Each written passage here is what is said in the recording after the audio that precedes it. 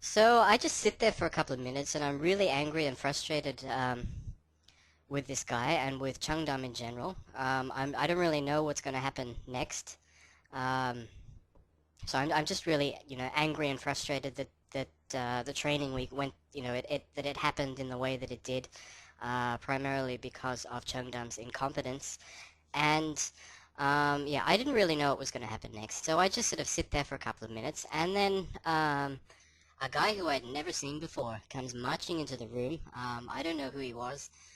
He could have been Korean American or he could have been Korean. I really don't know because he was wearing a mask, like we all were because of swine flu. So anyway, he comes into the room, and he says to me, "I understand that you've refused to complete your training.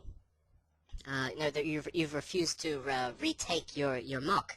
So that means that you've failed the training week. And normally, when people fail the training the first week, we normally get them to come back and do a second week of training. But in your case, this won't be possible because the school that sponsored you in Daejeon has a policy of not accepting any teachers that fail training the first week because they consider them to be damaged goods. So you have two options if you want to stay in Korea. Either we can start the placement process again and place you in another Cheongdam school, or you can see if some other school will take you. So either way, you'd need to get new visa documents because your sponsor in Daejeon will probably cancel your visa. So I just wanted to let you know what your options were. So he says all this to me, and then he leaves the room. So um, when I heard all of this, that one, um, I'd failed the training, and that it was not possible to do a second week of training, as I'd been told um, at the start of the training week, because they made it clear to us at the start that don't worry if you fail. Lots of people fail. You can come back and do a second week. It's not such a big deal. And then to be told at the end, oh, you failed, and no, you can't come back and do a second week. So that was the first thing. The second thing, to hear that my visa was going to be cancelled and that basically I was stranded in Korea. That I had I didn't have a ticket home. I had I didn't have a great deal of money on me because I thought I was walking straight into a job when I was coming to Korea because I was expecting to get about 500,000 won after completing the training and bonuses. Plus, I was expecting to um, get my flight reimbursed, which is about 800,000 won. So, I didn't have a great deal of money with me. Um, because I thought I had a job in Korea, and after he says all this to me, I come to the realization that no, I don't have a job, and no, I'm not going to get any of this money. I'm not going to get my flight reimbursed. Um, so all of these realizations sort of hit me all at once, and I just, it's like a all these different emotions sort of came at once. So it was like anger, frustration, um, sort of despair, all these different emotions sort of come at once because of all the different sort of, things that were going on. And, all of this because of Changdam and their incompetence. So I'm feeling all of these emotions, at, all at once. And the rational side of me um, sort of tells me that you can't afford to be overcome by emotions. It's only going to get worse from here. You need to be composed. So I'm trying really hard not to sort of be overcome by all these emotions with all because of what Changdam has done to me. So I'm really I'm trying to stay as calm as I can because I know that being hysterical is not going to help. It's going to make things worse. So I was really trying to stay calm and but at the same time I was really angry and frustrated, and I didn't know what was going to happen. So I sit there for a while, and then I leave the training room, and then I just go in and I knock on the door of the recruiters, and I ask to speak to my recruiter Jennifer, and I just say to her, basically. I can't work for Chung Dahm, and I don't think I'd ever want to work for you. Um, you know. And so she was just sort of a bit shocked. She's like, what's going on? I said, well, I can't work for you because I failed training, so I just thought I'd let you know. And I was just sort of, I had quite a bit of an angry tone in my voice.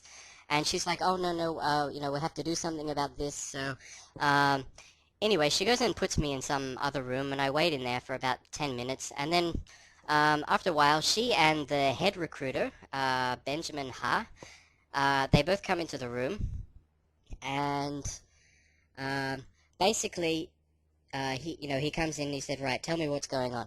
So I said, right, there's a few problems here. There's just a few major problems with your training week. First of all, um, this job was presented to me as an ESL position. What you are requiring me to teach is clearly not ESL. I've had insufficient training to be able to teach this up to standard. And, the other thing is that I don't want to teach this type of course. I'm not suitable to teach this type of course. That's not what I'm into. I actually teach proper ESL. This is not ESL. Despite what you said, during the recruiting process, this is not ESL. And, I don't want to teach it and I can't teach it.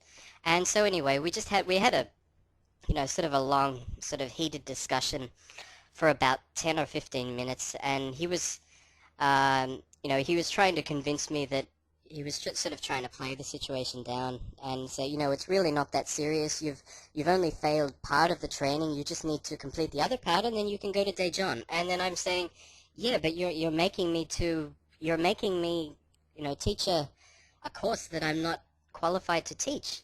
So, that doesn't make a real difference. And the other thing was that I had to complete that mock that night, or I couldn't teach for Daejeon at all, because that was the policy of the school, that they weren't going to accept me if I had to go back the next week and complete another week's training.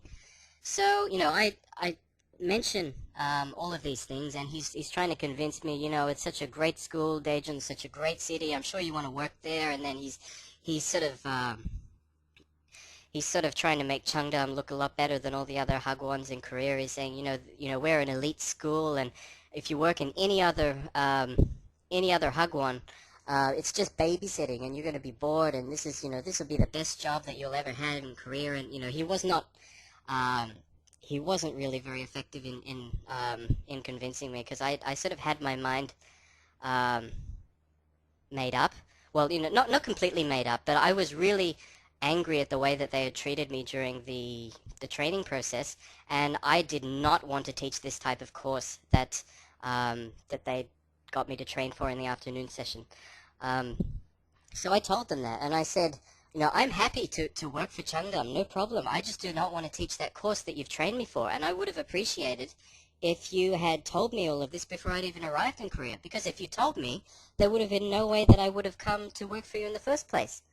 So I said, you've been really quite dishonest to me, and I'm still prepared to work for you, but I'm not taking that type of course. I'll take another type of course. I'm not taking that one. And then he says, well, I'm sorry, but if you want to work for Daejeon, you have to take that type of course, because that's what they've requested, and that's how we've done the recruiting, and you're required to take that course. So basically, uh, the recruiting center has gone about um, pairing up teachers with certain courses that they're not necessarily qualified or experienced to teach, and that was certainly true in my case, and it was just really frustrating that they said basically you have to teach this course or you can't work in Daejeon, and you have to complete your training tonight or you can't work for Daejeon. So, um, I was borderline hysterical. I was trying really hard to control myself. Um, so, there was no way that I could have completed that mock that I wasn't, um, that I wasn't really qualified to teach in the first place. And I was incredibly stressed after hearing all this, stuff that I was going to have my visa cancelled, and that I couldn't work for this school that had sponsored me, and um, So anyway, at the end of this conversation, I just said, I'm in no, I cannot, retake this. Um, I can't retake this mock. And I said, at the end, I said, well, I don't think I can work for you then. So, that's pretty much end of story. I can't retake the mock because I was in no state to do it, and I couldn't complete it the next week. So the Shandam, with all their incompetence, had really pushed me into a corner. Um, so anyway, that's how that conversation ended. It didn't really go anywhere. They were really just trying to convince me to retake the mock. That's all they were doing. They didn't really provide me with any other sort of help. Um, so anyway, that was that. And anyway, I come out and then I tell all the other trainees that I failed and that they're going to cancel my visa. And everybody is sort of quite hysterical on my behalf. They were showing a lot more emotion than I was because I was trying to control myself. Um, so anyway, we're all sort of waiting outside. They're waiting for their call vans to come and take them. Um, take them off to the train station. And I'm sort of like in no man's land. I don't know what I'm going to do. So, I sort of, hang around the training center sort of, in despair. And then after a while, the recruiters decide that they'll book me back into my hotel that I stayed in for one more night. So, after Chung Dahm had completely fucked me over, that was the extent of their help. They just put me back in the same hotel that I was in before, and for one more night, and then that was it. So, eventually, that evening, a call van came and took me and my luggage back to the hotel that I'd stayed in, and yeah, and I knew that from the next day I was going to be on my own.